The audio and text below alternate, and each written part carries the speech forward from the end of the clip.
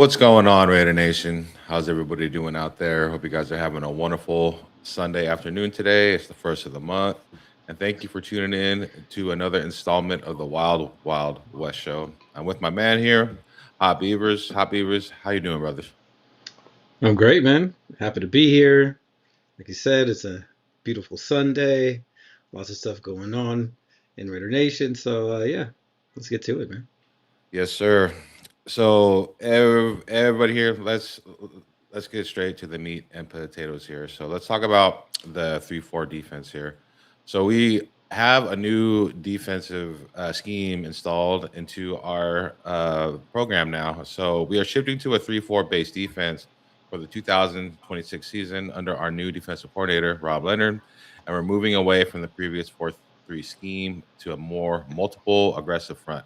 This system also emphasizes three down linemen, four linebackers, and crucially, a dominant nose tackle to control the middle.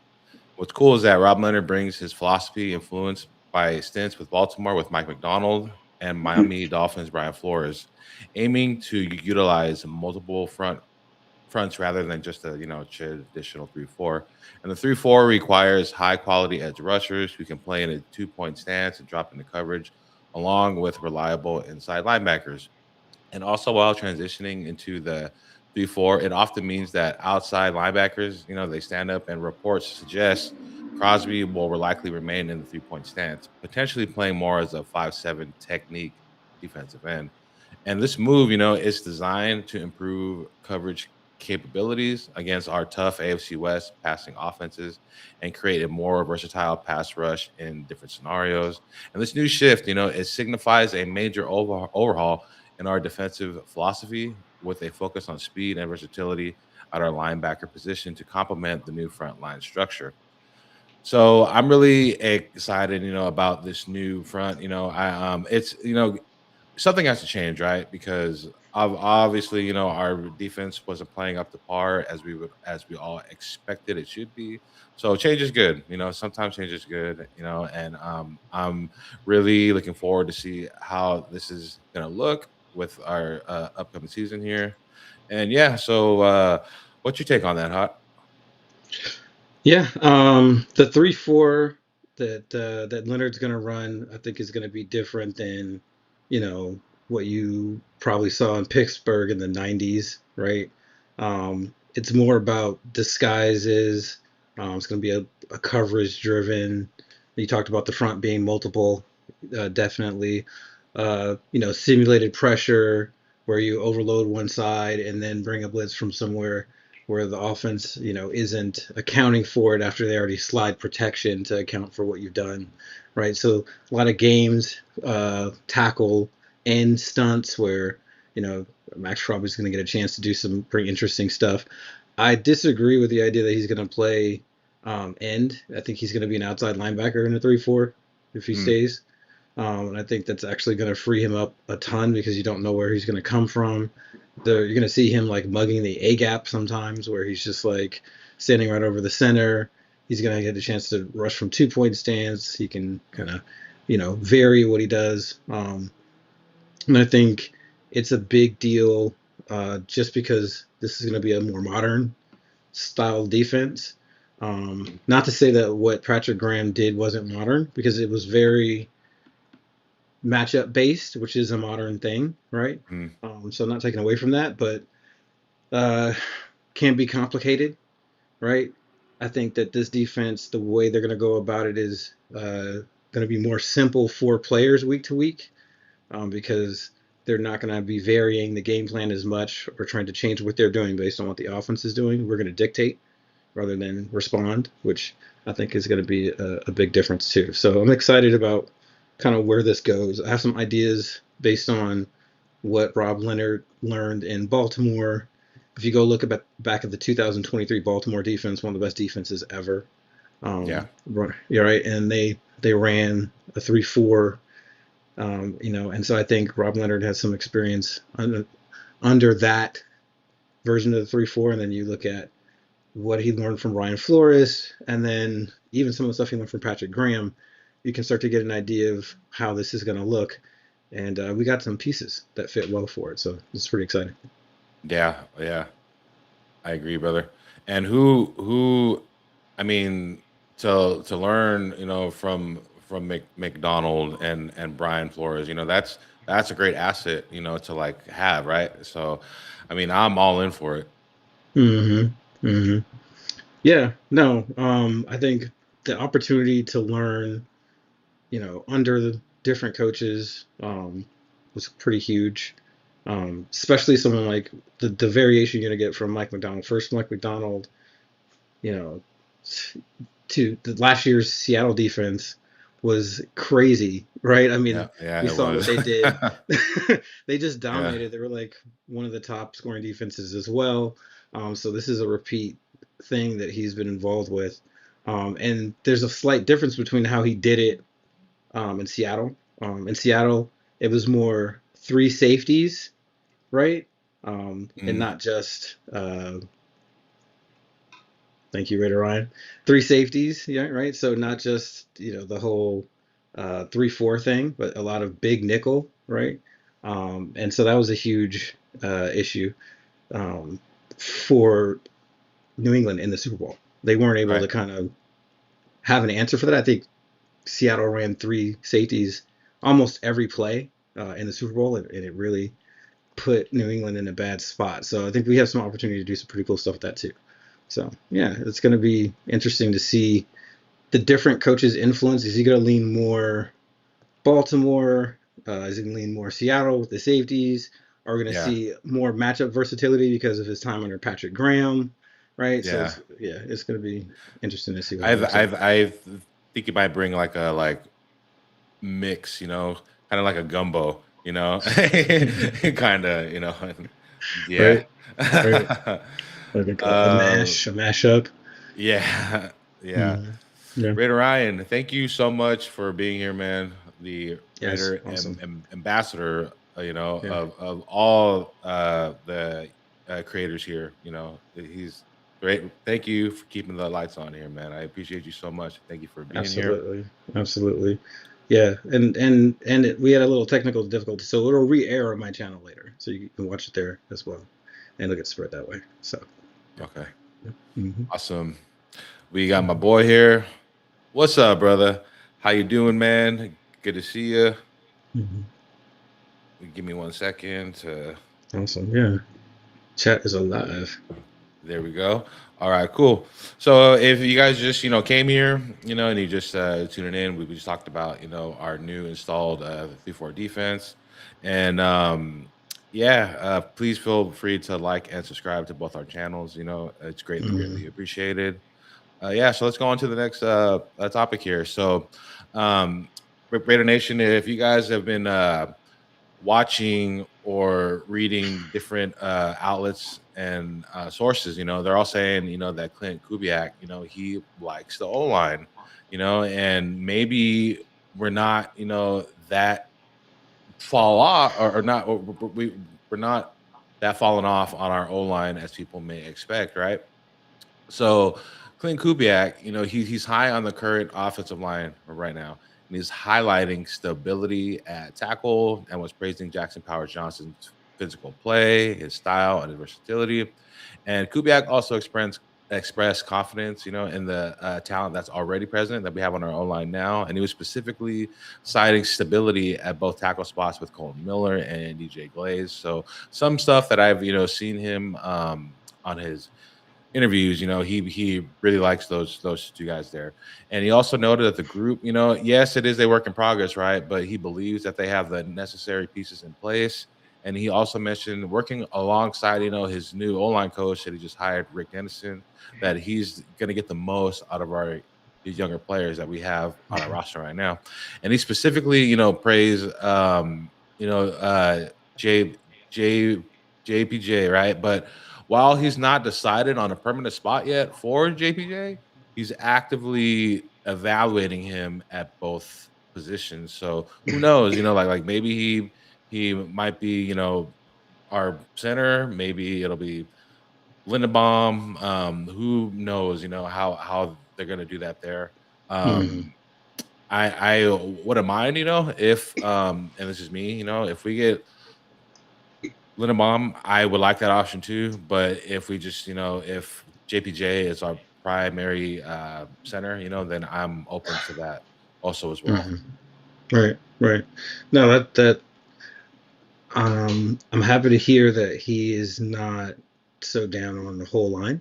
That means we're closer probably than we think, or a lot of people think.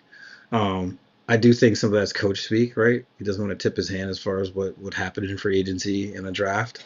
Um, you know,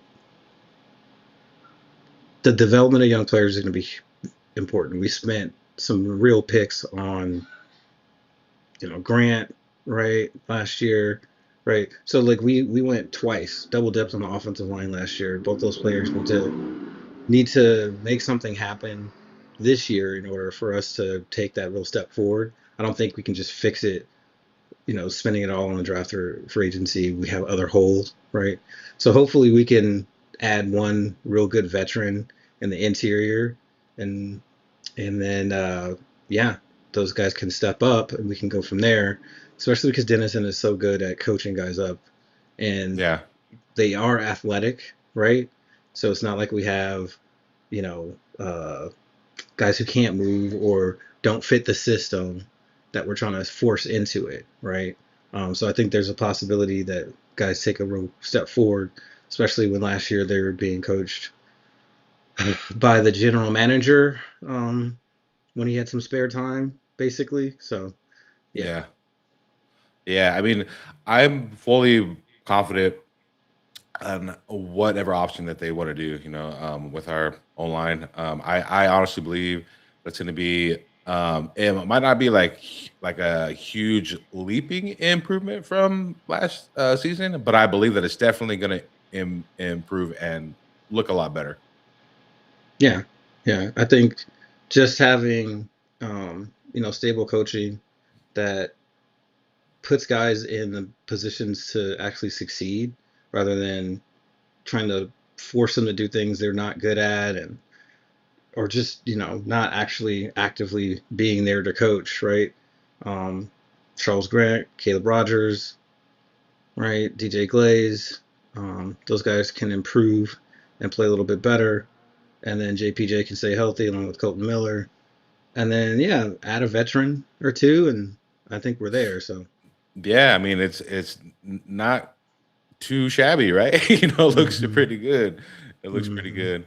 hmm Yeah, and then plus, a good or I should say a solid O line, that's critical and crucial for the development of our potential new franchise quarterback in Fernando hmm Mendoza, and that could also help the running game, and Genty could ball out more. And I'm excited to see how that's gonna look. And speaking of Fernando Mendoza here, so there's kind of been some talk, that there's signs that Mendoza will sit his first year. So John Spytek, he has indicated that our top draft pick and our Heisman winner Fernando Mendoza may not start immediately in his rookie year, and they're preferring a developmental approach to avoiding rushing him in.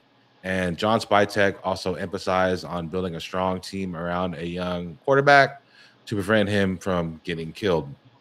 And John Spytek appears, he's not the only GM of throwing rookie quarterbacks into the fire immediately, if the team isn't ready. And the focus is on building a nice, robust offensive line and a run game first. And Kubiak also noted about having another running back to split the load with Genty, which I'm all for that too. And hmm while Mendoza is, he's highly regarded as a potential number one pick, right? But the team also aims, to avoid the baptism by fire scenario, right? And despite his comments, some analysts and outlets believe that if Mendoza is the number one pick, it is highly likely that he will start sooner rather than later, hmm as sitting number one overall quarterbacks is a rare thing in the modern NFL. And I've always said, if you guys watch the content that Hot and I that we put out in the past, I've always been Mhm. one on the favor to having a rookie quarterback sit and learn Mhm. the system and the speed of the game and absorb that knowledge. And I wouldn't mind, like if we honestly, had a vet, start, like the first season or the first 8 or 9 games, and then Mendoza comes in. But ultimately, it's where the Raiders are at and how they see Fernando being comfortable and if he's ready to start day one. Right, right. I mean, if he's ready, obviously he's ready, right? Um, I think, it'd probably be something more like if we do have a veteran, we're looking for somebody to start the first 4 games or so, max, to get everything in line, make sure that we don't have any issues on the O line that we're not aware of before you put your prize out there to be pecked at by a defense and that sort of thing. So I mean I could see that, but I think otherwise he's going to play, and he's going to play pretty early. We're going to go into this situation like we always do, and in the preseason we'll probably have some veteran. They'll say this is our starter for like this is our Mhm. starting quarterback, right? And Right. then and then it'll be sometime around about a week before the preseason ends that miraculously Mendoza will become ready to start, right? Right. Yeah. Yeah. Right. Yeah. So I mean, everything in its own time, but I think like somebody as smart as him, I'd be surprised if he sat more than a couple games to start the season because we're trying to figure out the line or something like that. Um, Yeah. we'll see. We'll see. I think this is also, at the same time, we have Geno Smith sitting out there, and I told you guys that Arizona was a spot for him, and now we're seeing those rumors all over the internet. So if you want to hear about stuff before it happens, just watch the show, because I'll tell you, and so will Wester Thomas over here, who will, right? Yeah. So no, but like, it's entirely possible that some of that is posturing because you know we have a veteran quarterback now, and we may be trying to signal to the league that we're okay with keeping him, because if we're okay with keeping him, his trade value's worth more. It's not just Arizona, but now we're hearing about the Vikings and some other teams that could possibly be really happy if we release Geno. When you start to hear stuff like teams are going to be really happy and can't wait till a player is released, and there's multiple teams saying that, think about the logic of that. That's probably not how that's going to go. If Yeah. a player has enough value that 4 teams are just dying for him to be released, then he has trade value. Yeah. Yeah.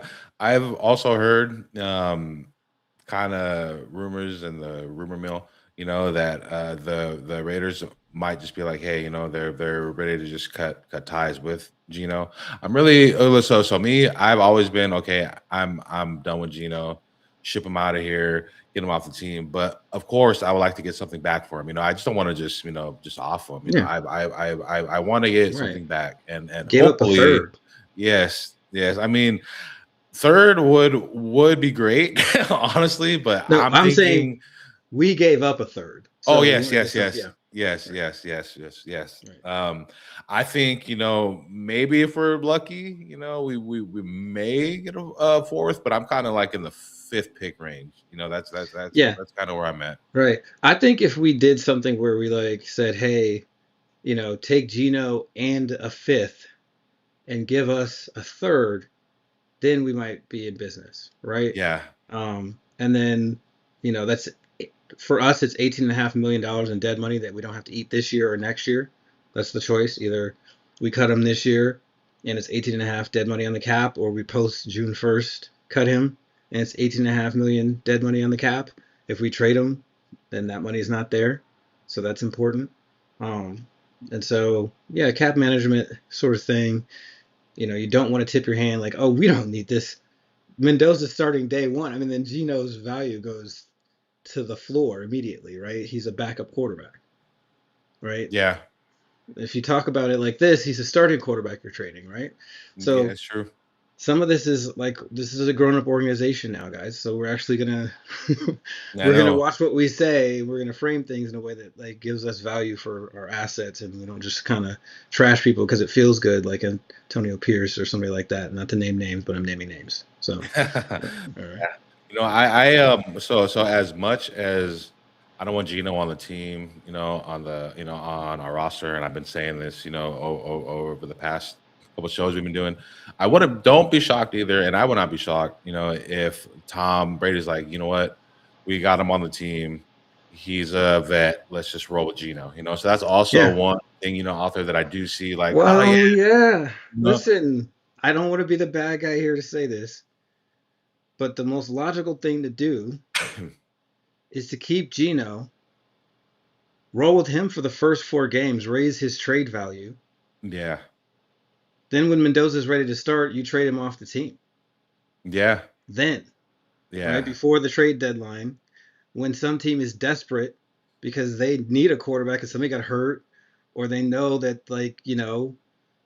whoever McCarthy or something is yeah, yeah, yeah. JJ McCarthy, yeah, right, yeah. JJ McCarthy or Jimmy Garoppolo or whoever the hell they're trying to roll out there is not feeling it, right? Yeah, yeah, Right. So man, like, yeah, great I point. mean, I don't. A lot of people are not going to like that, but this is a grown-up organization, so you might see that. You might see the decision is we're gonna we're gonna dress up this whole Geno thing and rehabilitate his trade value under Klint Kubiak, right? If we go 2-2 in those 4 games, right, Yeah, and he doesn't look horrible, all of a sudden, man, you're getting a second-round pick for Geno, right? yeah, yeah. That would be nice. Just as long as we could get something back, then that's great. Yeah, he's on a good contract, so to be real, Yeah. yeah. So. Let me just go back to Raider Ryan's comment here, and then I'll go through the comments because I seen this, and I just gotta acknowledge this here. Thank you, Raider Hmm. Ryan. Each time I see you in our chats, man, I just gotta stop the show, man, and just give a big Raider salute, man, and I tip my hat to you, brother. Thank you so much, Hmm. man. Appreciate it. And then Raider Ryan also says this is a very fast D line class this year. I really so to be honest, I haven't gone deep, into the players of the draft class yet. I kind of seen, like a bit of the combine, but it was mostly highlights of the players that are in our inner circle that were trying to reach out to. So I'd rather be, honest, but I wouldn't doubt it. Because each it seems like each season, um, the draft class are always getting faster and stronger and quicker. So yeah, I mean, Hmm. I'm definitely gonna have to check it out for sure. Yeah, there's some crazy times Baron at the combine. Um, so it's really fun to watch that over the weekend. Definite speed, deep at safety, which helps us, right? We need Yeah, safeties. There's a ton of safeties out there that look pretty darn good. Good linebacker class that's pretty deep as well. That's good. So we'll see. We'll see what will come out. But it's a athletic, fast group. And we have a lot of picks. So yeah. yeah, yeah. I mean, and with all the picks we have, I'm fully confident and I get my full trust in what we're gonna do going forward. I'm all on board. Absolutely. I think we have a good front office that's making smart moves. What's up, Raider Twan? What's Raider going on? Swan in the house. What's up, brother? What's Shout out to going my on? man. Make sure you guys Yeah. go check out his channel too, guys. He has great Yeah. stuff and he puts out great Amazing content stuff. too. So Yeah. please go to his channel. Check him out. You've probably already been there. Yeah. All right. So we're obviously, we need a number one receiver right now. A lot of people would agree with that. And some people are also on the fence saying, well, um, maybe we don't really need one because we got Tucker there, right? I've Mm, always said, I really like Tucker. I like his speed. I like the way he plays, but I don't really see him as a true number one in my eyes. And this is my, opinion okay. here. I see him as a solid number two. Okay. And I also have to incorporate this here because there has been rumors swirling, and I'm not really big, on like throwing rumors, he say, she say stuff on here. But because most of the sources that I have seen, they were saying that we're in the running for this player. So I have been reading up on some Brian Thomas Jr. trades, rumors, to us here to come to our team. Hmm. So where I specifically read this from was ESPN's Dan Graziano, and he indicated that the Raiders are one of the four teams monitoring the 2024 first round pick, Brian Thomas Jr., viewing him as a potential wide receiver one to upgrade our offense. And um, we could be a potential trade suitor for the Jacksonville Jaguars, ahead of the 2026 season. And we're actively seeking a true, you know, number one receiver threat to complement our tight end Brock Bowers and to boost our passing attack. Now, the reason why I'm not going to crazy on this because some rumors suggest, that the Jags might move on him, but then there's other reports indicating that there is no indication of plans to trade him. But the other teams, that are in the run for Brian Thomas Jr. is so allegedly it's the Patriots, the Bills, and the Steelers, and then also with us. We're also, you know, could be a potential landing spot for Brian Thomas Jr. And it's just speculation and other rumors, suggest that the Raiders might consider a major move to land him. But this is the kicker here. With some scenarios, even involving to trade Maxx Crosby or other high value assets. So that's the kicker there. I so if that was, if Maxx Crosby had to be thrown to that deal, I would like to say I like Brian Thomas Jr., but I don't know if I would be. I'm kind of split, on Max Crosby for Brian Thomas Jr. Mm, I would want a little bit more back from the Jacksonville side. mm, I mentioned last week that there was that we could possibly get T. Higgins and two first round, picks. That was a rumor that I've been hearing. That's something that I would definitely entertain and I would pull the trigger on. But if it's just for Brian Thomas Jr. for Maxx Crosby straight up, I'm gonna have to say no. I'm gonna need more back. So I'm just bringing this up because it's something that I've mhm. seen, and we are in need of a number one receiver. So how do you feel Yeah. about that? Um, so it's a price issue for me. That's a no for me, dog. Um, on that price. So I'm looking at Jacksonville's season last year in their roster, and we had Jacoby Myers, who was on our team, came over there and became the real number one receiver for Jacksonville. Like he immediately took over that position from Brian Thomas Jr. And then they also have Parker Washington, and both Right. those players had better years than Brian Thomas Jr. So he's their third receiver. Um, he's the X receiver, big body outside receiver, which we need to develop because we don't want to rely on Dante Thornton Jr. to do that. Because who knows, right? He didn't show enough for us to really believe in that. But like, we are not trading Maxx Crosby for him. That's not happening. That's laughable. Thank you, Raider Ryan. Um, it would be Brian Thomas Jr. and their draft and their firstborn children. Like that's what we need. So that's not happening. And if it did, then I would be really surprised about the intelligence level of anybody in our front office. So the Brian Thomas Jr. thing is funny. Um, if we're talking like, hey, we'll give you, you know, Dante Thornton Jr. and a third for Brian Thomas Jr. Maybe we could talk now, right? Yeah. Right, but that's the kind of universe I'm in with that Yeah, discussion. So I yeah, probably, if they're talking about to other teams and other assets, first round picks are being talked about, they can just go ahead and hang over my face because I'm good, right? So yeah, that's yeah. yeah.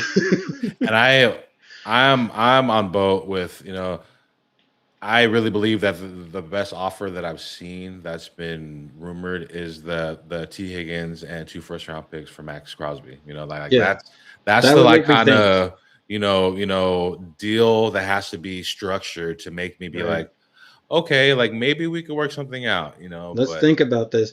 I'm the now if you want me to like take this deal back to my owner, right? If I'm the GM, then you offer me a player under control who's good, not Brian Thomas Jr. Not to say he's not good, yeah, not T Higgins, right? So yeah, give me a player on their first contract that's really good and 2 first round picks. And I'm gonna go back to my owner and go, I think we want to talk about this deeply, like yeah, yeah, right, yeah. and bring in the coach to talk about it too and see how he feels, right, that sort of thing. Yeah. We have some things that we also are that we are gonna say about Maxx Crosby too, but we're gonna save that for a later segment. Mhm. So we'll cover that here in a bit. Raider Ryan says, "What would you guys think about Trent Williams on a deal? I prefer the youngster movement myself. Hot. I'll let you bless us first." Okay, so this is going to be interesting because a player like Trent Williams, if we did sign him, would tell me something about where we think we're at, right? Because there is an argument that when you look at this roster, we looked at it last week, you kind of did a comparison of this roster and the Seattle Seahawks roster, right? You looked at that roster to start the season last year before they won the Super Bowl, and it's not like they had a ton of overpowering talent over there, right? Mm, He used pieces correctly, Macdonald and then Klint Kubiak, taking an offense that was bad, right? They added a quarterback who, some would say is not even better than Mendoza right now, right? Like, I'd give me 4 weeks into the season, and I'll take Mendoza over Darnold. Okay, like you go back yeah. and look at some of that early tape of Darnold, right, in Seattle this year, and you're like, oh boy, yeah, there was some there's some Yeah. plays where you're like, man, what are you doing out there, right? So like he's still prone to that kind of stuff, but Kubiak won the Super Bowl with that, right? Yeah. So there's an argument that you look at this team that they're not as far away as the record, Mm, right? You know, the players that matter to us most, we either traded away or injured, our most impact players, right? Our offensive line made it to where our high draft pick was, unsuccessful, even though he's talented, right? Bowers mm, was out, right? yeah. Crosby was Yeah. out, right? Like Colton Miller was out, right? JPJ was out. Like these are all extremely important players. Those guys come back, and you have a ton of cap space. If we wanted to kind of move things around, we can have well over 100 million with what we do with Gino, right? Mm, So if we bring in Trent Williams and he's he's going to immediately improve our tackle room. We can go play right tackle, which is oh, huge definitely. in right and done, right? The Yeah. tackle situation is done at that point. That would, if we do that, we're shooting for we're good this year, right? Mm, Because we do have the money to kind of fill in the space that we need. Safety, linebacker, right? An extra edge rusher, corner, receiver. We have over $100 million if we want to have it, depending on what we do with Gino.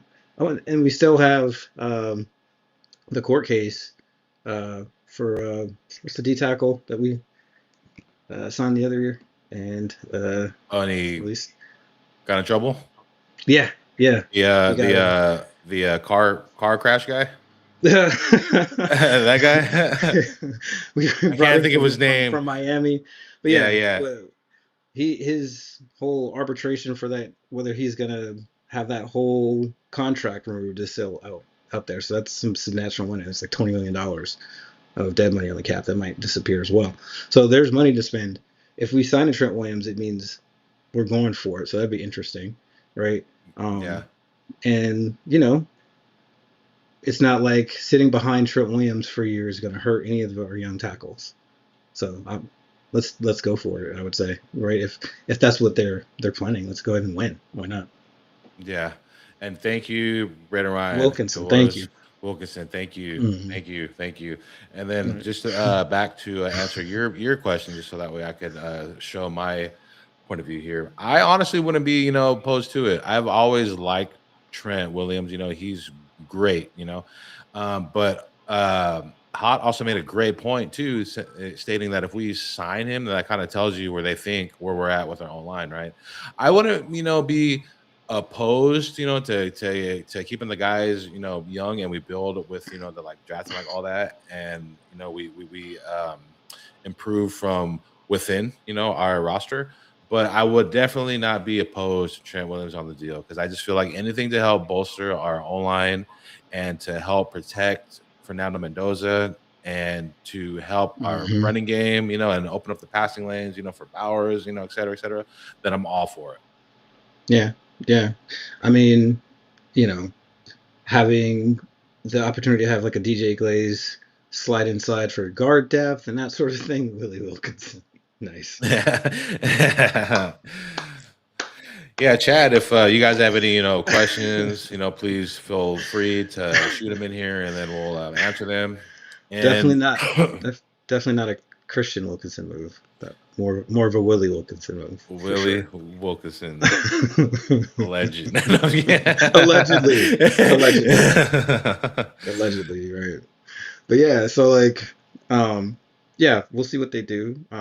That's kind of what I'm watching this offseason. I'm going to see where we go. Are we gonna go out and sign like a veteran, top corner to go and bring Eric Stokes back, or are we going to just draft, right, and let these guys go and develop? Like, what's the, it won't be long before we know what direction this goes, because free agency comes first. Yeah, yeah. Raider first downs in the house. That's a cool name. I love the Raiders, and I like when we get first downs. Touchdowns are even better, but I like that name. Salute. Thank you for being here. Appreciate it. All right, so the last subject that we're gonna go over here. So I had it on the list for our topics to talk about today, and I was talking to Hot before the scenes. I was like, you know what, I'm so tired of the subject. I don't want to talk about it. But then he convinced me and persuaded me, just to talk about it. So I'm gonna bring it up here, and we'll just go from there. So let's talk about I know you guys see this every day on every other Raider creator stuff out there. I feel like it's beating a dead horse, but I got to bring it up anyway. Maxx Crosby. Maxx Crosby. You guys already know what I'm going to say. I'm pretty sure you guys know what I'm going to say about him. The trade rumors are not dying. They're still circling around, right? And I was watching a podcast, and young woman asked him, goes, "Hey, Max, so how do you feel about being a Raider for life?" And Maxx Crosby laughed. He's like, "Oh man, I'm tired of talking about it," and he just completely, didn't give you a full, commitment that he was going to stay to our team. And I just noticed this too. And if you notice, like in prior seasons, when you ask him about it, about hey, about the trade rumors and all that stuff, he shuts it down. He's like, yeah, no, I'm here. I'm a Raider for life and all that. But I'm just here to say, I'm tired of the Maxx Crosby trade rumors. I'm tired of it. I'm tired of talking about it, because it just seems like, once again, we're beating a dead horse on this. Either you want to play with us or you don't. I would love to have you, but if you don't want to be here, that's cool. No players above the shield. And I just at this point, I'm just like even split. Like, hey, stay or you don't, and I'm just tired of it. And when is Max not on a when is Max not on a podcast? When is he not on a podcast? That guy's on a podcast. I was saying this to Hot before the show started. Like this guy is on his podcast, everybody else's podcast. He likes the He attention. Once again, this is definitely. my personal opinion here. I feel like he likes the attention. He likes how his Hmm. name keeps getting brought up. You know, And if he'd like to be on this podcast, he could come on and we could talk about that. If he likes, yeah. we like the attention too. Yeah. Yeah. And I know, great some of the great players are kind of diva-esque, right? But this guy is taking the whole diva center of attention, to kind of another level. And part of me feels like because Mm. we're talking about, Klint Kubiak and all this stuff, that it's kind of taken away from his limelight, or his spotlight, right? So he's like, you Mm. know what? I'm gonna still, bring this up just so that way my name, is still being put out there. And Max, you are relevant. You don't even need to like be so much for the attention, man. And we bringing this up each show, but it's just I can't escape it, so I got to bring it up. Go ahead, the floor is yours. I don't know, man. So like, I, this is a strange situation with this trade rumor with Maxx Crosby, right? Because like you said, nobody's putting it to bed, right? But that's actually how like professional organizations are run. The ones that really win don't put things to bed like that, right? Because the truth is, like, you would listen to any call just to see, right? Right. It also tells you like how other teams see your team, right? And those conversations make it easier than when you call them, right? The fact that you listen means that they'll listen to you, Right. right? So yeah, we're gonna listen to trade stuff. I watched like somebody was messing with Adam Schefter, talking about how they had trade rumors going, and they were joking about how if you just talk to Spytech about a trade and he listens to you, then you can report that Spytech is fielding trade rumors, trade offers, right, and listening Mhm. to offers from other teams, even if it's something ridiculous, and he's going to say no regardless, right? Yeah. So I'm not sure how probable it is he gets traded. I think that if he was actually gonna get traded, we would have heard more like real progress and momentum towards that during the combine. You heard a lot of like, oh well, it's gonna be a thing in the combine, this trade rumor thing, and then that was the peak of it, right? And a lot Yeah. of teams are like saying that it's too much what they're asking for, right? And so I think the thought was that they could pressure this team into doing something stupid like we did with Khalil Mack, Great point. and they weren't able to do that because we're not run by one person who's overwhelmed and inexperienced ownership anymore. Right? Yeah. So I think you know if he was gonna get traded, I think we would have heard more about it by now. It seems like it's cooling off some. So unless something else happens or somebody puts an offer out there that's really dumb, right? Um, Mm. I think we're gonna end up with Maxx Crosby as an outside linebacker in a 3-4, wreaking havoc. And so I'm excited to see that. Yeah. And Raiders first down says, if this was the first of hearing Max wants to be traded rumors, I could blow it off as a rumor, but 2 years in a row, and I completely agree. I See, that completely seems. agree. See, I see the opposite logic there, right? Because the past has told me every year they say Maxx Crosby is going to get traded. And there's all these trade rumors about how he might get traded and everybody wants to trade him and we might trade him. And then he never gets traded, right? And every year we heard stuff about Derek Carr, right? until he finally did get traded. And Mm, when he did, at that point, right, it was obvious that if he was going to have to leave the team, right? yeah. Right. Right. He had the whole, crying press conference thing. We're not going to go back over that. But, like, obviously, bridges were tough at that point. Devontae Mm, Adams threw him under the bus. So, yeah. His um, college teammate, man. right. Yeah. They're like roommates eating Taco Bell together at night and stuff. And Yeah. then, like, next thing you know, he's like best buddies with Aaron Rodgers. So, no, I think this whole it happened 2 years in a row. It's more than 2 years. It's been like 3, 4 years in a row. Maxx Crosby is gonna get traded. Yeah. So at this point, like, wake me up when he gets traded, I guess. So where I'm at with that, I completely understand with what you're saying and your point there. My view of this is that each year that it's talked about, it's kind of it opens his eyes more to him. Like, you know what, I could be traded and I want to be traded, and I think that the NFL outlets and media puts things in his head too, which kind of messes that up to make him also want to, be like, hey, I'm done with the Raiders.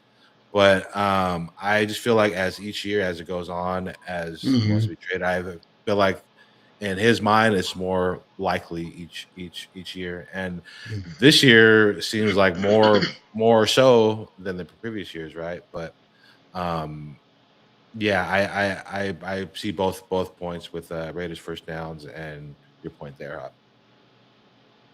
And then Max Raider Ryan says Max wants to be a legend so bad it's tatted all over him. All those legends. He wants to be like we're committed to a bad team for a while, but stuck it out, and we're the big part of the change.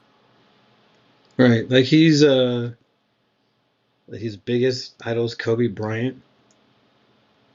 Did I say more? Right. He had moments where he thought he was gonna leave the Lakers. Like, God, he never left. It was close. It was close, but he didn't leave. He did I would have leave. been sad. I would have been Oh sad. man, sad. Yeah. Yeah. Yeah, He depression. almost got traded to Chicago. I will say that, but Man, if he went to the Bulls, that would have made it worse. So, yeah, God rest his soul, Kobe Bryant. But yeah, no, he definitely wants to, be a legend. He also has something else tatted on him, and that's the Raiders emblem. So the logo, right? Um, you know, we gotta players are gonna look at their options, right? And the league trying to push us into a place where, Max is looking around doesn't surprise me because it's convenient for us to be down, right? mm, It's a lot of clicks and that kind of stuff. They could have put this to bed with some of the stuff that was said, right? GMs rarely come out and be like, we're not trading this player no matter what, right? Like that's a rare thing. mm, Usually reserved for your like, franchise quarterback in his prime sort of thing, right? Everybody mm, else is some usually tradable, right? Like so that yeah, is they wouldn't even entertain offers.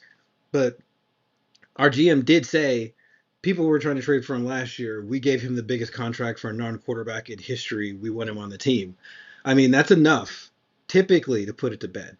If you're a media who wants to put that to bed, but they don't because it clicks and it makes, Raider fans upset and hot under the collar, and then we talk about it on the show, right? So mm, yeah, I think if we were going to see a trade, it would look a little different. That's my opinion. Anything can happen because somebody could call and make a crazy offer. But like this doesn't look like a player who's about to be traded to me.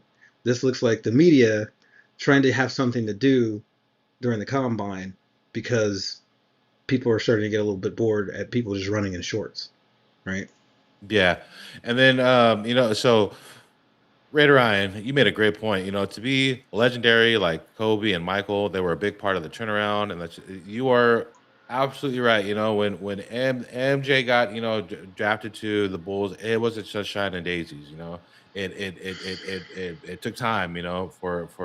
For them to be one of the one of the greatest teams ever. Like they had a consecutive run, and then Kobe. When he Hmm. was with Shaq. Those first years, it was all dreams and stars and all that. But once Shaq left, that roster that Kobe had, it was like the Wounded Warrior Project. It was terrible. Like he had no cast, but he stuck it out. And then eventually, pieces got there. They got Pau Gasol, Pau Gasol. Artest, you know, and but yes, that's a great point, and um, this is the year where I feel like he's getting a franchise quarterback, not just a quarterback, but a Hmm. guy on offense to help elevate the Raiders, and now is the time, to be like, okay, we just got our dude, or we didn't get him yet,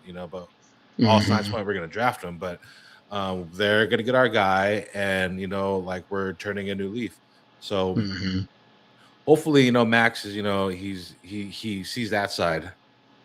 Yeah, I think part of what you're seeing from Max too is that this is the first time that he's not being told by the organization like you're here regardless. He's probably been told like, hey, we want you here, but we're going to listen to offers. And so all that I'm a Raider for life stuff, you can't really talk like that in an off season where you may be traded, right? He Mhm. doesn't have. I know they talk about the leverage. Uh, I don't see how Maxx Crosby has all the leverage. Maxx Crosby is not holding out. He doesn't want to hold out. That's the last thing he wants to do. He hates missing games, and he just signed a huge contract last season. Right? So Yeah, he yeah, has like 3 years left on his contract. yeah. Like, in what situation does he have leverage? So, like, Great you got to point. listen to like the media and what they're trying to say, and then think about how that makes sense with reality. It Mhm. doesn't, right? The leverage is actually the Raiders have all the leverage, right? Because they have a contract that's controllable for a Mhm. player that's in his prime, right? And so you know they have no reason to rush to get rid of him or feel like they're pressured to do anything. He's not if he tries to sit out, right? He's got to play a certain amount of games just to qualify in the season, so he's got to play just to preserve his contract and stuff like that. Like, why would he do that? It's not. Yeah, Yeah. So yeah, I think it's a lot different than people are making it seem. for sure, for sure. I feel like all the cards are in the Raiders' hands and not Max Crosby's hands. And yeah, that's a great point you just said. Hot, great take, Mm-hmm. Jack. Thank you so much for you subscribing. I appreciate it. All the people watching, please feel free to like and subscribe to both of our channels. Mm-hmm. And Raider Ryan salutes Jack, and Raider Ryan has a question for you, Hot.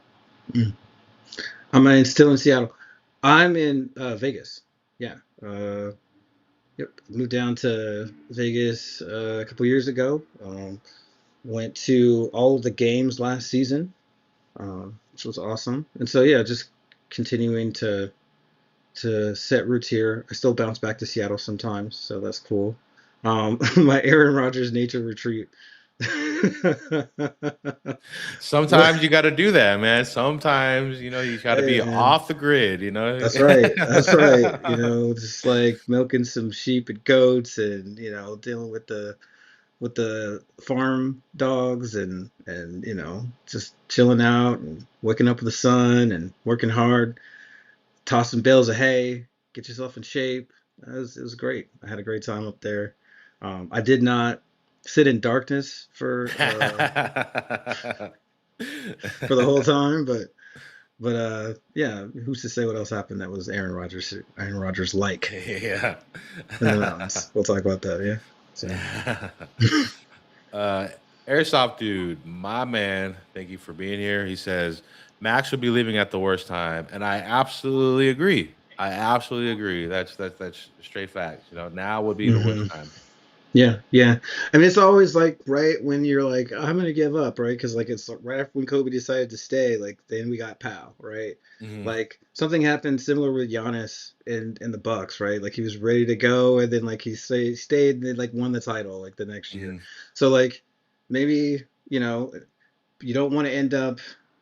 staying too long in a situation where they're not doing anything positive. So that's why Max has got to you know, keep his ear to what's happening in the organization and make sure we're smart about what we're doing, but don't bail right when we're about to like I actually have all know, this I money and the know. number one pick and Yeah, you know what I mean, yeah, like right. yeah. So I mean, if interesting. Max was in the Cardinal situation, then yeah, Yeah, but yeah. If you're like on the Cardinals or you know just the Chargers, because they're always going to be bad. Like just go ahead and get yourself traded, right? But like otherwise, yeah. Take a look. Raider Ryan says he can see you chewing on some straw riding a horse. Yeehaw! How you doing Yeah, there, partner? definitely, Yeah. definitely had the hat and everything going on. Yeah, man. It was the flannels. I had There you the go. the the, the mountain man beard happening and all that, so it was good. It was good. Raider Ryan's funny. Yeah. Yeah, chat. Feel free to ask questions. We're rounding out an hour here. We're gonna sign off soon. Hmm. Let's see. All right, my boy Airsoft dude says the Raiders have always given them what he wanted, and it never worked out as he pictured. Now he needs to just let them do their job and play the system and see how it goes. I Right. agree. I agree. He's on fire. Right. You're on No, fire. exactly. No. Yeah, I think he's trying to stay out of the way too, right? Like he's just gonna. I'm not saying anything. I'm not committing to anything, right? Honestly, if I was the GM, like I would have came to him before the offseason and said, "Listen, no more of this Yeah. demonstrative stuff. If somebody asks you whether you're going to be traded or not, just say, I don't know, right? I'm going to do my player thing. You let me handle that situation because I need to be able to control your trade value or control the talks and see how things go. Let me handle that. You just stay out of it, right? And so that may be what he's doing, right? We've heard a lot Mhm. of damn if I do, damn if I don't stuff from him. I'm trying to just worry about what I do and stay committed to being a player. And I'm not a GM. And last time I did something, that wasn't good and messed things up. And so, although I Yeah. think I'm happy he did what he did because I didn't want Harbaugh, but that's just my opinion. So, I was all in for Harbaugh. I am always like one of the Harbaugh guy, and that's what's great about this show too. We're not holding hands, agreeing with everything. It's not no, kumbaya all no, the no, time. no. I think Harbaugh is like a psychopathic team destroyer, and it's only a matter of time before he continues to destroy everything that he touches, which we the Chargers. So you'll see they're not going to win anything. First, because of the Chargers, and second, because he's him. So we'll see about that whole Harbaugh thing, but I got a strong suspicion it's going to continue to be the same stuff over and over again, which build a team and then choke it away in the playoffs, and then blame Yeah. your staff. Blame your staff. Yeah. Mhm. Um, Now that he's on the Chargers, I don't want him to win or be good. So Yeah. so there's that. But honestly, I've always been a fan of the Harbaugh brothers. I've said it, in the past too. When we got Klint Kubiak, brother John was my first choice. But Hmm. there's but there was a lot of coaches out there. I kind of knew that we may have had like a small chance to like get him, but I feel like the writing was on the wall with the Giants there. He, I think if we didn't have Spytek and Brady, it'd be a different thing. He Mhm. wants to come into an organization and be able to have control over, the roster decisions and stuff. So I mean, that's going to be a big part of why he wouldn't fit with what we want. I'm sure that Mhm. like when he became available, Mark Davis immediately like, you know, put down his cereal bowl and like I called him real quick. Yeah. he's right got on the phone to Brady like, hey man, like what's this Harbaugh thing, right? But then when you look at it, like Harbaugh is gonna want control over roster stuff. Like I would rather just Mhm. have the young coach who's a hotshot. I mean, how is this? I'm watching Klint Kubiak, and it just feels like John Gruden all over again, like a new era version of like when we hired Gruden Yeah, under yeah, Al, right? Like the yeah. young coordinator coming in, all about the business, all about football, right? Mm. So I think it's going to be a better fit than if we were to get one of the hardballs. And John is at least a winner, right? He finished and got himself a Super Bowl and all that good stuff. But uh, the Giants. So we'll see how that goes for him. Yeah. Airsoft dude says he thinks players are going to stop having a podcast. They so quick to gossip and stir stuff. And my man, we just touched on this earlier. I was saying, like when is Maxx Crosby not on a podcast? When is he? He's always just running that mouth, and he Yeah. just letting it fly. And I've always been the one, and I said this in the past too. Look, it's cool to have your podcast, like all that stuff, but do it during the off season. I've always been the like one to like not do it during the regular season, and correct me if I'm wrong, like Micah Parsons kind of like stopped, doing his podcast so like often, and Maxx Crosby needs to, take a like page out of that. But then once again, that also stems to me saying Maxx Crosby loves the attention. He just loves when all the cameras and the NFL and everybody's talking about him, Hmm. Yeah, the it's definitely a new era. Obviously, when we were coming up and watching football as young young people, this wasn't normal, right? People didn't have podcasts because they didn't exist, but they Mm, also there's no way that someone would do something like that just because the risk of letting out something about the game plan or saying the wrong thing and offending a teammate or a coach or blah blah blah, blah was so high, mm, and this especially during the season sort of thing. But I mean, the thing about Max is like the only way you can question is to say, okay, are you prepared for games? Max is always prepared for games. Are you in mm, shape? Max is always in shape. So it's like there's not much you can really say. That's his free time, right? yeah. And so I part of me is as an American, it's like he can do whatever the hell he wants to do on his off time Mm. and shut the fuck up, right? But like, right? But I do get it, right? Because it's different and it can cause a lot of complications and it makes things, you know, where's his motivation, right? Like he's Mm, motivated to create this kind of brand for himself that yeah, outlives his playing career, right? Which I get, right? But then that conflicts sometimes with the playing career part, right? yeah. So that balance is kind of uncomfortable. And yeah, I think a lot of us would just prefer that he just didn't do that, right? But we also get to see a lot of stuff and know a lot of stuff about the team because of him doing that we wouldn't have gotten. So uh, Mm, yeah, there's some negatives and positives going both ways there for sure. good point. Airsoft dude says Sean Payton would have been better, and I'm guessing he's saying more better than Jim Harbaugh. What's your take on Sean, that, Hot? um, not a huge Sean Payton fan either. Um, I think that Kubiak is a better version of Sean Payton, Okay, right? I okay, think that's a great point.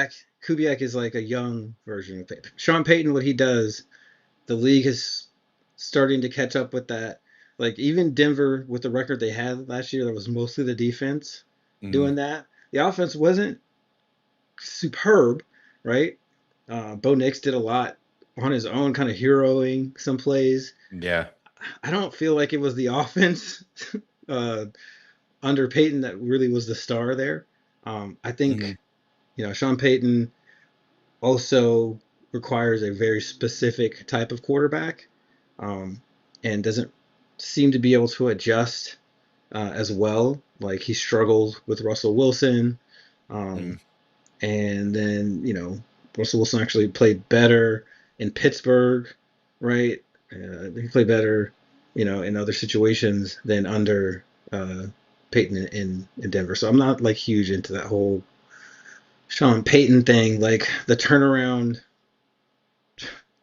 I mean, they were supposed to be good when he first got there. Yeah. So to say like turnaround, like they were crappy when they were supposed to be good, and then he got them Mhm. back to being good, but it wasn't his offense; it was the It was Bo defense Nix and the and Bo defense. Nix, Yeah. right? So it's like I don't know, I don't see it the same way. So yeah, I hear you, but nah, I'm disagree with that one.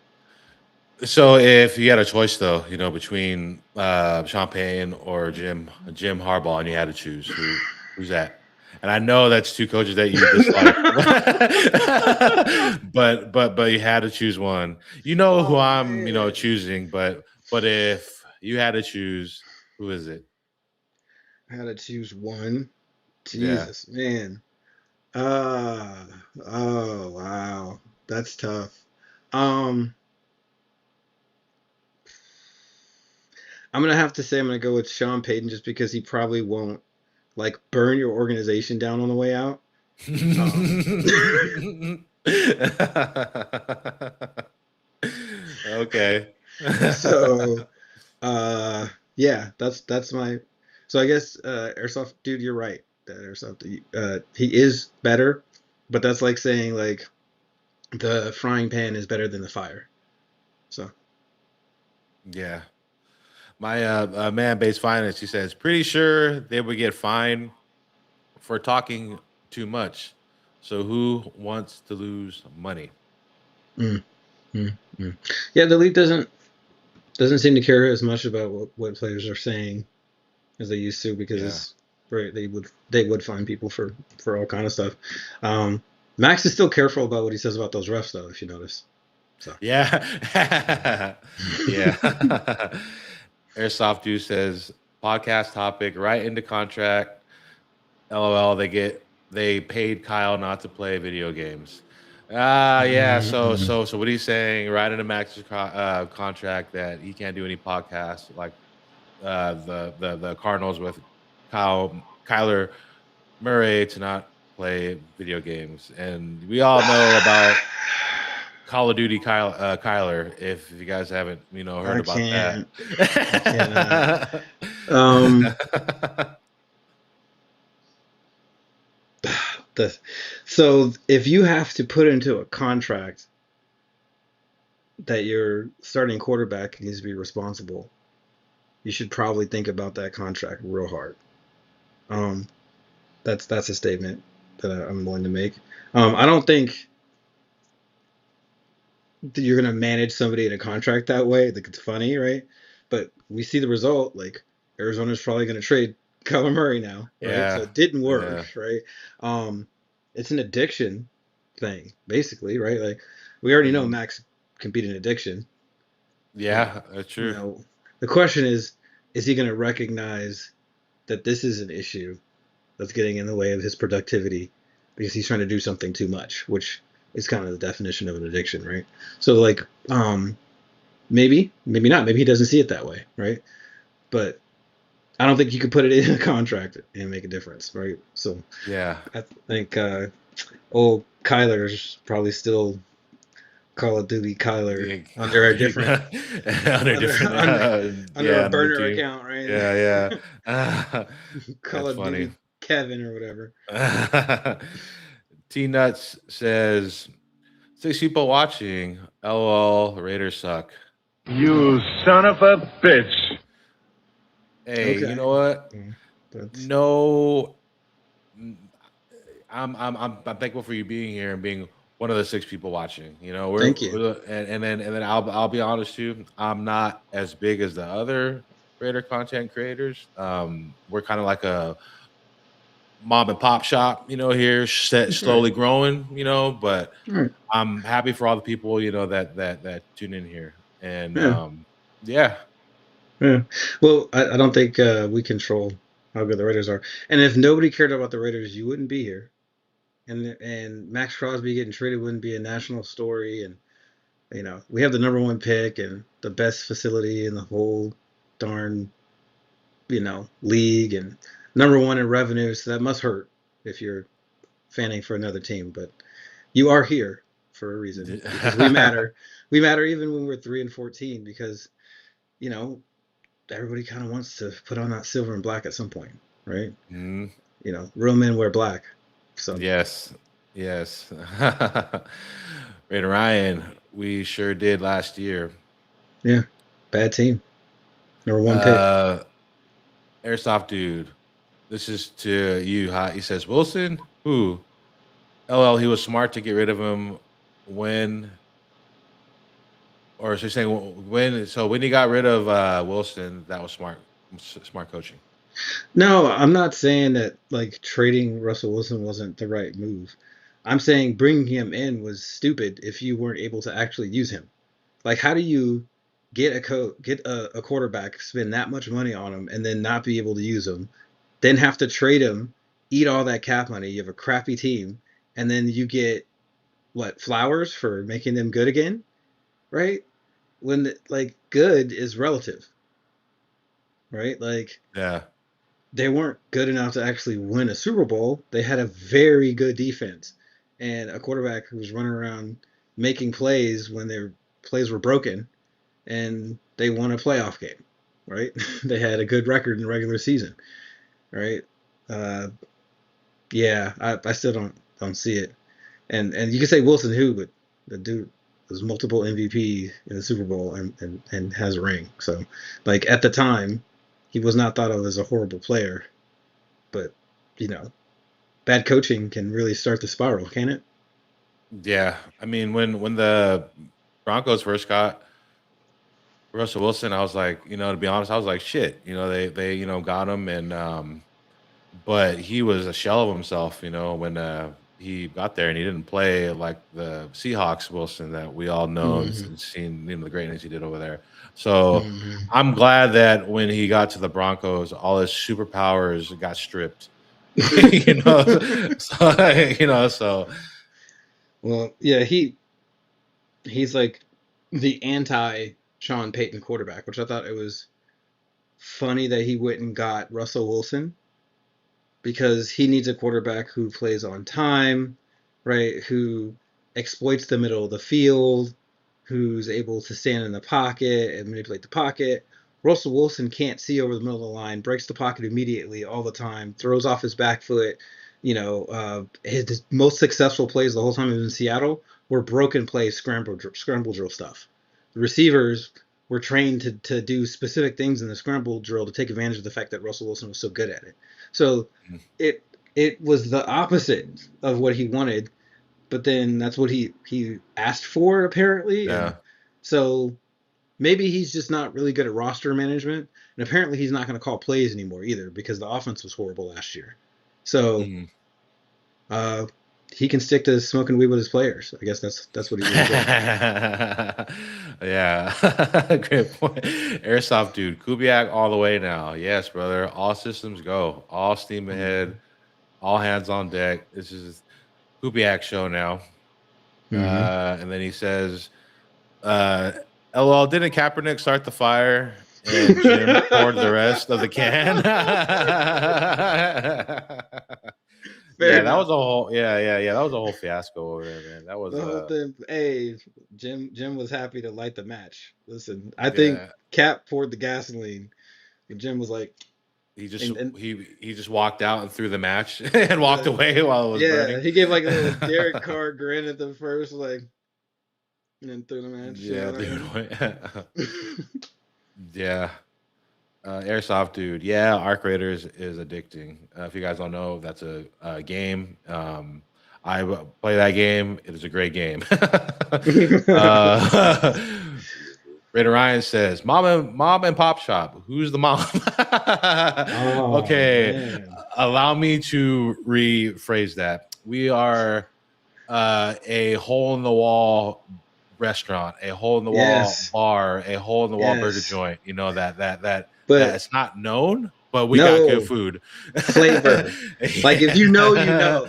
Like, if you know, right? That's right. That's where you get that good. Yeah. And we don't skip on the napkins. We give you plenty of napkins, all that. Yeah. And we don't charge you for extra ranch. You want we don't charge you 25 cents for an extra ranch packet.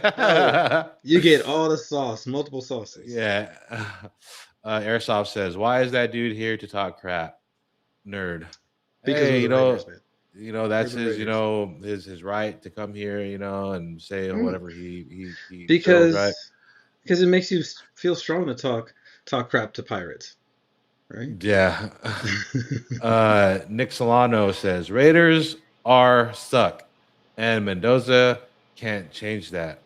Well, you suck at putting a properly structured sentence. No, I'm just kidding. I'm just kidding. Hey, that's your right. And you can say we suck, and we have. We've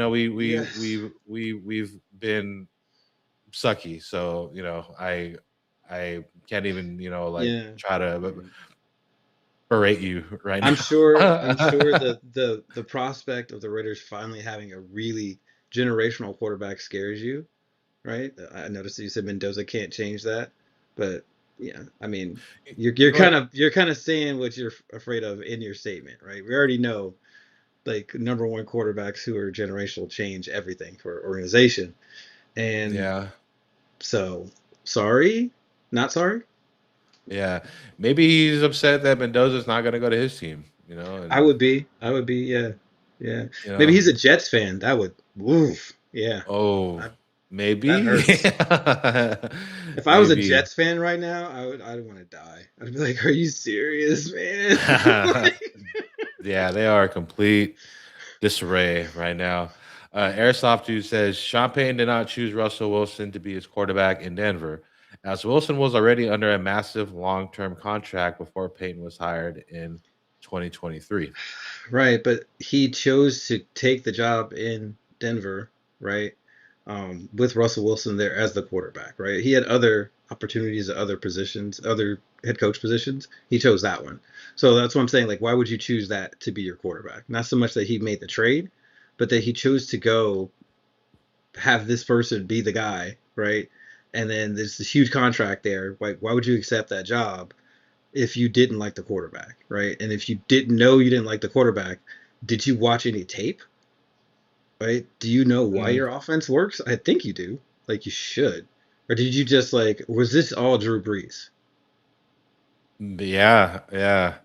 And that was a bad contract too. That was they a bad took there in contract. Denver. That was one of the worst contracts.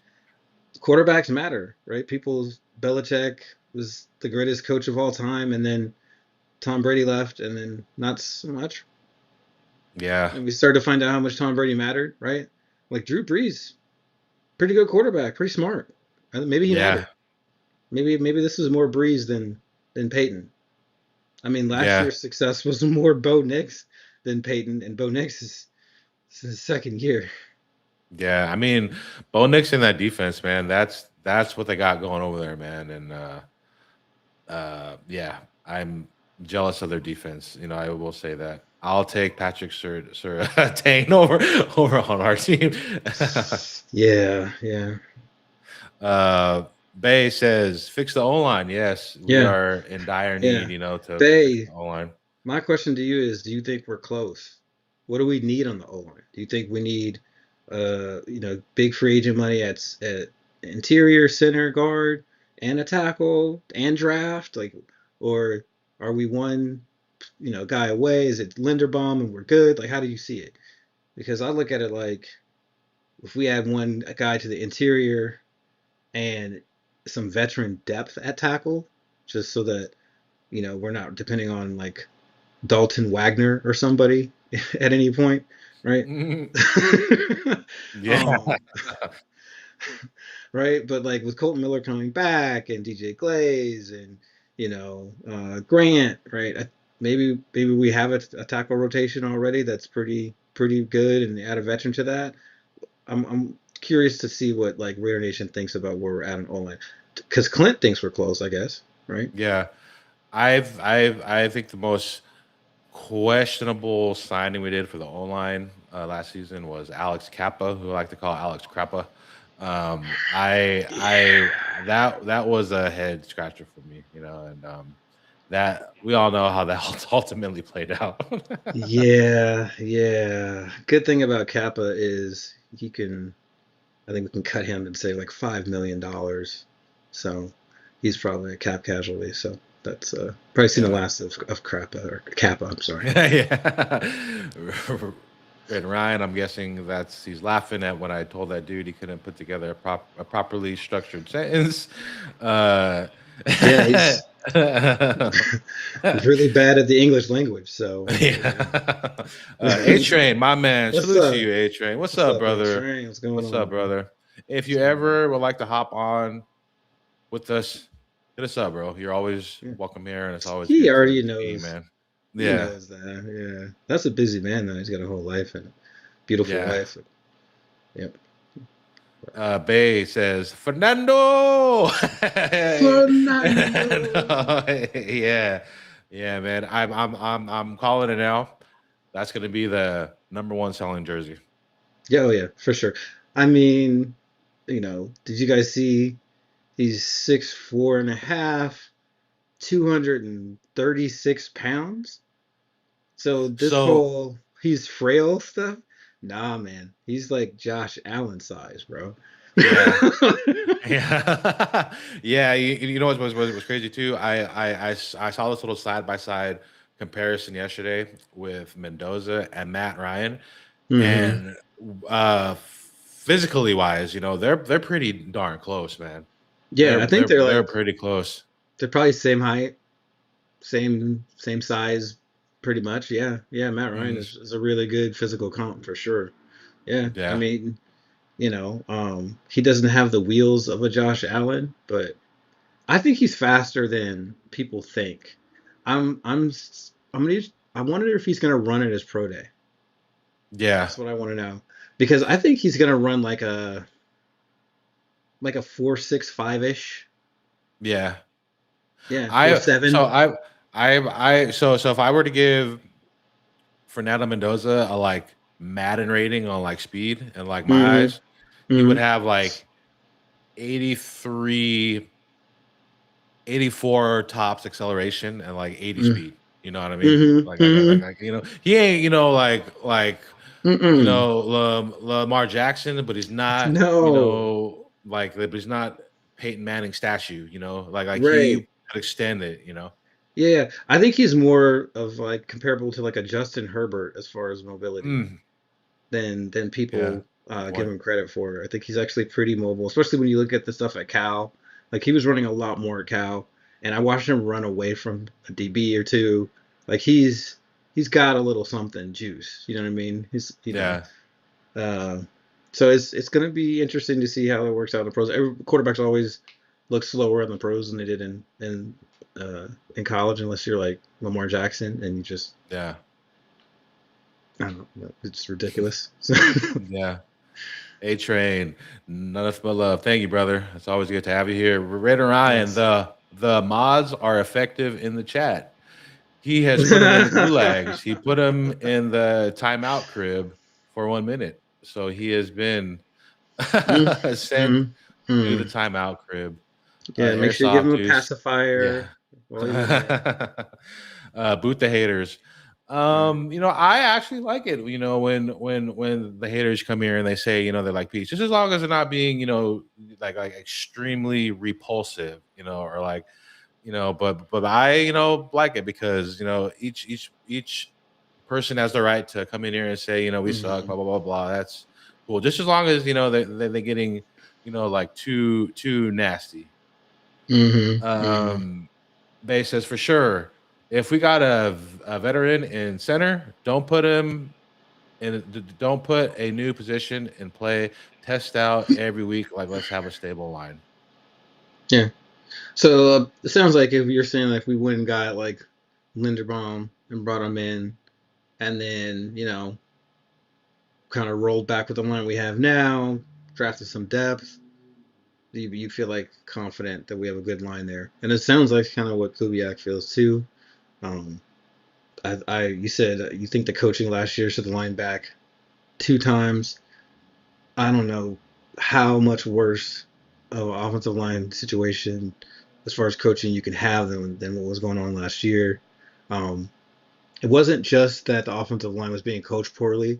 It was also that Chip Kelly's offense did not give Geno Smith like easy checkdowns. So there was, the predetermined read stuff rather than full field reading, and then just like not having a good check down meant that he's holding the ball and making it harder on the offensive line than it had to be. And then you pile that on top of coaching, and it was just like a complete train wreck. We had this historically bad offense, right? So yeah. Airsoft dude says the Massage King had the worst contract. Massage King. We all know who the Massage King is. I'm not gonna say any names. He may be the starting quarterback for Cleveland. It's yes, right. It's between Deshaun Watson and Shedeur Sanders for who ends up with that job. So it's either the Massage King allegedly, or Shedeur over there in Cleveland. So interesting. Yeah. Airsoft. I think coaching last year sent line back 2 times. Yes, I believe it was 3 times. It was a mess. It was a mess. It was just not enticing at all. Like I'm trying to be nice and put good words to it, but it was the shits. Yeah, when all the players get worse. Yeah, right. There's no development on the offensive line. DJ Glaze took a step back, right? So yeah, that's not going to be. It's just think about like how good Charles Grant looked in that one game he started, right?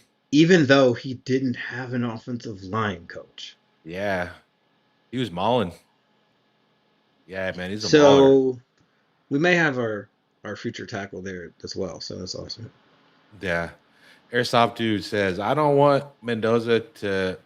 I don't want. Or I think he means. Wait, you don't want Mendoza to chill and watch Pro Day, or you do want Mendoza to chill and watch Pro Day? Because I want Mendoza to chill and watch Pro Day. I feel like where I'm at with him, not like doing the Pro Day. I feel like maybe there's someone in me saying that the Raiders don't want him to. The opponents in the AFC West to see, his weaknesses and like all that, which the AFC West could go watch, it's like college game and stuff. But I just feel like, like maybe, we're just like, hey, like we told him, you're a guy, we don't care what you're gonna do, just chill and hang out. Yeah, for my own, curiosity, I'd like to see him run just because I want to see what he runs. But quarterbacks don't usually run, so he probably won't. He'll probably throw just because, you have receivers who are trying to get drafted on his team. They're going to be there at Pro Day he can throw to, and they're going to want to be thrown to by their quarterback so they feel comfortable and all that good stuff, and they can put on their own showing. So it's not just about him. So he's like the ultimate teammate. So I'm thinking he's going to be out there throwing at a minimum. Yeah. And so we'll get to see that, and he will probably wow everybody, and there'll be oohs and ahs, and people will be like, "Oh my God, his arm's stronger than I thought it was." Because when you see it in real life, you're gonna realize that there's out there throwing piss missiles. Okay, so, it's hopefully he runs. Yeah, but we'll see. Yeah. Airsoft dude, be our luck. He gets a strain or some crap. Yeah. He could strain himself. But this is the thing, like we kind of want him to do that while he's running in a pre-draft thing, and then like we know beforehand, rather than he's like trying to do it during training camp and gets hurt. Yeah. Because then we can make decisions. But yeah, like hopefully he's a strong enough athlete to run a couple sprints without being injured. So. Yeah. So everybody, we're about an hour and a half into the show here. So if you guys just came in and you're here at the end of the show, the topic's hot tonight. We talked about earlier. We talked about the 3-4 defense. Klint apparently likes the offensive line. Signs that Mendoza may possibly sit the first year. Brian Thomas Jr. rumors, and of course, more Maxx Crosby trade rumors are still swirling. And airsoft dude, yeah, I kind of got what you were trying to say there. But Mhm. aside from that, do you have any last final takes, Hot, or things you would like to say to Um, our beautiful chat here before we sign off? yeah, I want to thank the chat. You guys are amazing as always for showing up. Amazing questions. You guys are awesome. Um, I will re-air the show on my channel for anybody who is wondering, so you guys have a chance to catch up in case you miss something, and watch it there. And yeah, like we'll get in. It'll be on. We'll do this again next week, right? And we'll probably go ahead and break down more about the defense that is probably going to get run under Rob Leonard. I've got some pretty clear ideas about what that's going to be. So if you guys have questions about that or are really interested in what that's going to look like and how players are going to fit, I got some ideas about how Tyree Wilson may become a real key in this new defense. So that's going to be interesting. Yeah. Right on. Well, everybody in the chat, it's been great. It's been a pleasure. Please make sure to like and subscribe if you haven't yet. Please go check out my man Hot Tier channel too. He slices like Genzu. So go check him out. And thank you guys for being here and supporting our channel. And on that note, we're gonna sign off. Hot, I'll let you do your famous outro. Yeah, I mean, all I'm saying is the world is complicated right now, guys. So stay positive, because like, what else are you gonna do, right? And as you're going through life, the real truth is always there in between the lines. That's when you read it, right? So yeah, stay hot. All right, everybody, take it easy, sign off, and we'll see you next week. See you guys later.